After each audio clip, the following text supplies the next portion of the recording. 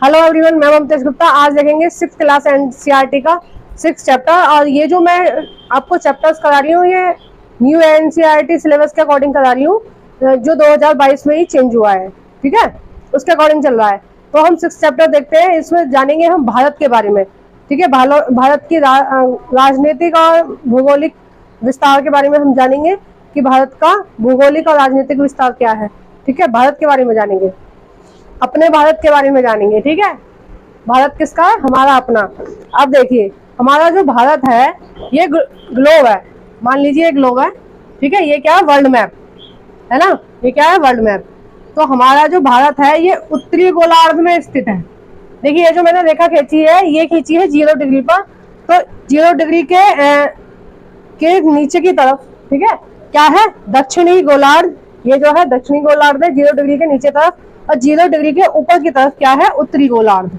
ठीक है, और अपना भारत कहाँ है? देखिए, ये रहा अपना भारत, छोटा सा। देखिए कितना सुंदर है। और ये जो हमारा भारत का नक्शा है ना, मुझे पूरे वर्ल्ड में जितने भी सारे देश है उसमें सबसे अच्छा मैप जो लगता है अपने भारत का ही लगता है। ठीक है, दूर से पहचान में आता है कि ये अपना भारत है। और इसकी जो सबसे बड़ी विशेषता है जो एक देखते ही पहचान में आता है वो है इसका प्रायद्वीपीय विस्तार। ठीक है, जो वी आकार का है। अब देखिए, हमारा जो भारत है वो उत्तरी गोलार्ध के पूर्व में है, क्योंकि देखो अब ये क्या है? ये है 0 डिग्री अक्षांश। ठीक है, वो सॉरी, ये है 0 डिग्री देशांतर। ये कौन सा था? 0 डिग्री अक्षांश, और ये है 0 डिग्री देशांतर। और हमारा भारत कहाँ है? ये है उत्तरी गोलार्ध के पूर्व में, क्योंकि पूर्व इधर होगा, ठीक है, और पश्चिम किधर होगा? इधर होगा। तो ये उत्तरी गोलार्ध के पूर्व में है। तो आपको भारत की स्थिति जो है वो समझ आ गई होगी। देखिए, मैं आपको और पास से दिखा देती हूँ कि हमारा जो भारत है वो देखिए उत्तरी गोलार्ध में है, दक्षिणी गोलार्ध में नहीं है। वो कहाँ है? उत्तरी गोलार्ध में है और पश्चिम में है। ठीक है, अब देखिए आगे जानेंगे अपने भारत के बारे में। हमारा जो भारत का विस्तार है, देखिए इसके जो उत्तर में है वो है हिमालय। ठीक है, इसको मैं आपको बड़े मैप में दिखाती हूँ। ये इसका बड़ा मैप है। देखिए हिमालय कहाँ है? उत्तर की साइड है ना, आपको दिख रहा होगा ये मैप में। उत्तर की साइड क्या है? हिमालय। यानी कि हिमालय जो है, हिमालय की श्रेणियां हैं जो ऐसे आ रही है वो उत्तर की तरफ। ठीक है, उत्तर में क्या है? हिमालय। और इसके पश्चिम में है अरब सागर, है ना। और पूर्व में क्या है? बंगाल की खाड़ी, है ना। और इसके दक्षिण में क्या है? देखिए आपको बड़े मैप में दिख रहा होगा, छोटे मैप में नहीं दिखेगा। बड़े मैप में है नीचे की तरफ क्या है? हिंद महासागर। ठीक है, ये क्या है? हिंद महासागर। और देखिए मैं आपको वर्ल्ड मैप में भी एक बार बता देती हूँ कि देखिए ये भारत है, और भारत के पूर्व में बंगाल की खाड़ी है, और इसके पश्चिम में क्या है? अरब सागर है, और इसके दक्षिण में है हिंद महासागर। देखो ये लिखा हुआ है इंडियन ओशन। ठीक है, क्या लिखा हुआ है? Indian ocean. अब देखिए इसके बारे में हम आगे जानते हैं कि इसके उत्तर में क्या है? हिमालय, और इसके उत्तर में हिमालय और दक्षिण में हिंद महासागर। अब देखिए भारत का क्षेत्रफल, ये जो भारत का क्षेत्रफल है ये है, ये लिखने से छूट गया है, ये आपके एनसीईआरटी में दिया हुआ है। भारत का क्षेत्रफल 32.8, जगह ही नहीं बची है, एक छोटा सा लिख देती हूँ मैं दूसरे पेन से। 32.8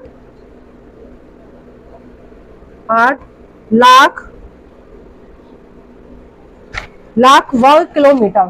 ठीक है, क्या है? वर्ग किलोमीटर। ठीक है, 32 लाख किलोमीटर इसका विस्तार है, इसका क्षेत्रफल है भारत का। और देखिए उत्तर में लद्दाख से कन्याकुमारी तक इसका जो विस्तार है, देखिए जो इस तरह से जो इसका विस्तार है, ठीक है, लद्दाख से कन्याकुमारी तक। अब जो जम्मू कश्मीर राज्य नहीं है, अब क्या है? जो लद्दाख, वो जो सबसे उत्तर में है, अब वो हमारे लद्दाख है। ठीक है, नए मैप के अकॉर्डिंग उत्तर में क्या है? लद्दाख है, और लद्दाख के नीचे है कश्मीर। ठीक है, तो आप जम्मू कश्मीर से कन्याकुमारी नहीं बोलेंगे, अब क्या बोलेंगे आप? लद्दाख से कन्याकुमारी तक क्या विस्तार है इसका? देखिए ये लिख रहा 3200 किलोमीटर। ठीक है, और देखिए गुजरात से, इधर गुजरात है, गुजरात के इधर पश्चिम में गुजरात से और अरुणाचल प्रदेश तक का विस्तार कितना है?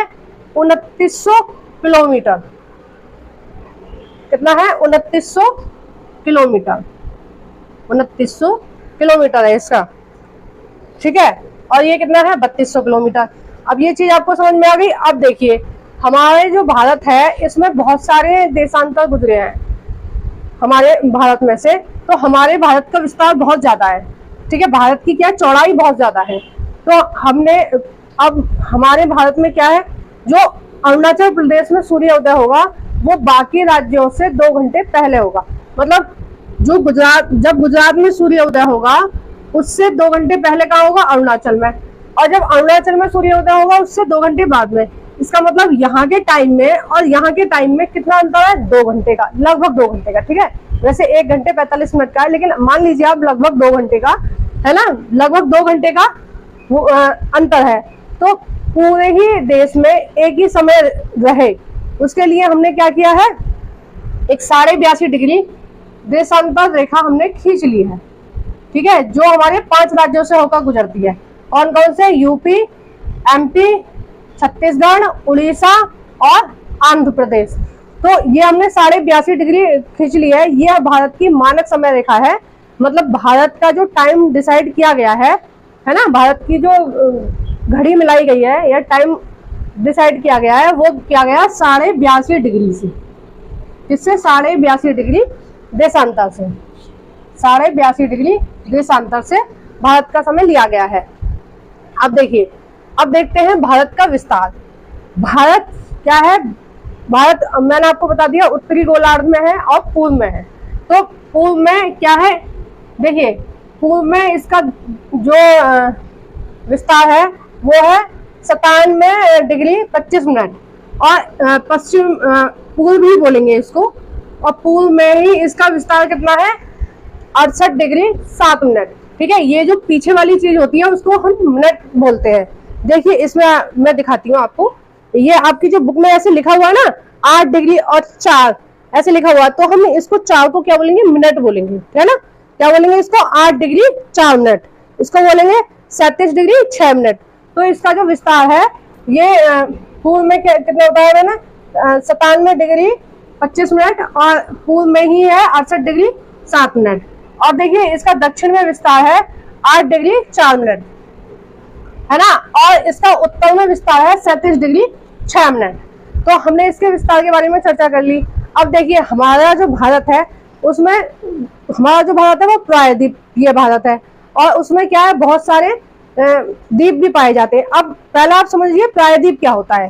प्रायद्वीप होता है कोई भी स्थल भाग जब तीनों तरफ से जल से घिरा होता है तो हम उसको क्या बोलते हैं? प्रायद्वीप बोलते हैं। जब कोई भी स्थल भाग, जमीनी भाग 3 तरफ से जल से घिरा होता है तो हम उसको बोलते हैं प्रायद्वीप।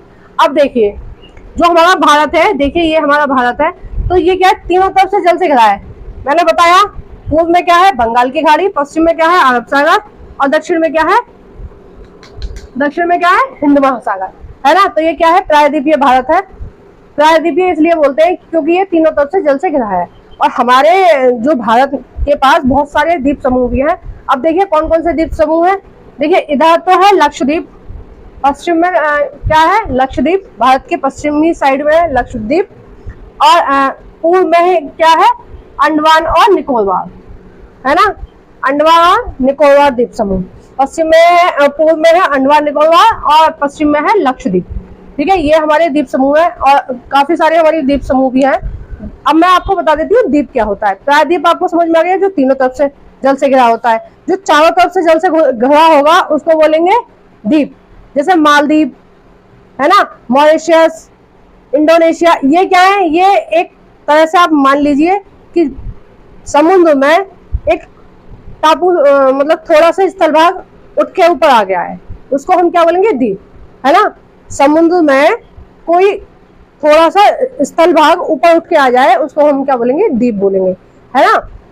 देखो आपके एनसीईआरटी में भी दिया हुआ है ये चीज कि जो 2004 में जो सुनामी आई थी उसमें क्या हुआ था? हमारा जो इंदिरा पॉइंट है जो बिल्कुल दक्षिणी छोर पर था, है ना, अंडमान निकोबार का द्वीप समूह का एक हिस्सा था, एक द्वीप था इंदिरा पॉइंट, वो क्या है, जल में डूब गया था। तो ये जो छोटे छोटे द्वीप होते हैं ये डूबते रहते हैं और निकलते रहते हैं, किस समुद्र की वजह से। ठीक है, समुद्र का जल स्तर कम होगा, द्वीप और ज्यादा दिख जाएंगे। जल स्तर बढ़ जाएगा तो कुछ जो द्वीप समूह होते हैं जो बिल्कुल समतल में होते हैं समुद्र के, वो डूब जाते हैं। ठीक है, अब देखिए, अब देख लेते हैं हमारा जो भारत है वो विविधताओं वाला भारत है। कैसा है हमारा भारत? विविधताओं वाला। ठीक है, आपको पता ही है इस बारे में कि विविधता वाला है। अब देखिए, एक तो विविधता हमारे भारत में दो तरीके से है, क्योंकि एक भारत एक ऐसा देश है जिसमें सभी तरह की भूमियां पाई जाती हैं। देखिए, जैसे मैदान होता है जहां पहाड़ पर्वत नहीं होते, प्लेन जगह होती है। ठीक है, ये जो हम रह रहे हैं यूपी, बिहार, उड़ीसा, मध्य प्रदेश के कुछ भाग, पूरा भाग नहीं, मध्य प्रदेश के कुछ भाग, अगर आप मैप में देखना चाहें तो गंगा यमुना नदी की जो जगह है, गंगा और यमुना नदी का जो बेसिन है वो क्या है, प्लेन जगह है, रहने के लिए सबसे सुटेबल जगह है। और यहाँ मतलब यहाँ जनसंख्या भी बहुत ज्यादा है, क्योंकि यहाँ सारी सुविधाएं हैं लोगों के लिए। पर्याप्त मात्रा में ठंड पड़ती है, पर्याप्त मात्रा में गर्मी पड़ती है। ठीक है, गर्मी भी पड़ती है यहाँ, और पानी की भी कोई समस्या नहीं है, रहने के लिए भी अच्छा है, जमीन भी उपजाऊ है। तो हमारे यहाँ क्या है, उत्तर का मैदान पाया जाता है, पठार पाया जाता है। देखो दक्षिण में हमारे क्या है, पठार है, आपको पता ही है, दक्कन का पठार है, और पर्वतमाला है, आपको पता है हिमालय पर्वतमाला है। हमारे भारत में नदियां बहुत सारी हैं, अनगिनत नदियां हैं। और तटीय भाग किसको बोलते हैं? जो समुद्र के किनारे होते हैं उनको बोलते हैं तटीय भाग। देखिए, जैसे ये जो भाग है इसको क्या बोलेंगे, तटीय भाग। ठीक है, इसको क्या बोलेंगे, तटीय भाग। तटीय भाग होता है जहाँ स्थल और समुद्र दोनों मिल रहे होते हैं, उस भाग को क्या बोलते हैं? जहाँ स्थल और समुद्र दोनों मिलते हैं उसको बोलते हैं तटीय भाग। तो देखो हमारे भारत में तटीय भाग भी है, और देखिए मरुस्थल भी है। आपको पता है हमारे राजस्थान जो थार है, थार रेगिस्तान हमारे भारत में पाया जाता है। और द्वीप समूह के बारे में मैंने आपको बता दिया, लक्षद्वीप और अंडमान निकोबार द्वीप और प्रायद्वीप भारत के बारे में भी मैंने आपको बता दिया।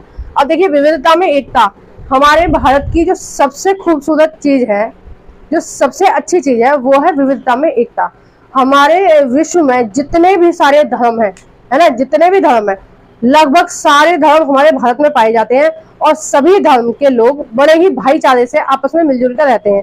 आप लोग स्कूल कॉलेजों में भी देखेंगे, आपको सभी धर्म के बच्चे मिल जाएंगे। ठीक है, क्रिश्चियन, मुसलमान, हिंदू, बौद्ध, जैन, सभी धर्मों के लोग मिल जाएंगे आपको, है ना।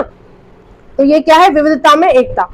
विविधता में एकता है, इसीलिए इतने सारे धर्म जाति के लोग सारे मिलके इकट्ठे रह रहे हैं, है ना, बिना किसी भी आंदोलन के, लड़ाई झगड़े के, उस तरह से, है ना।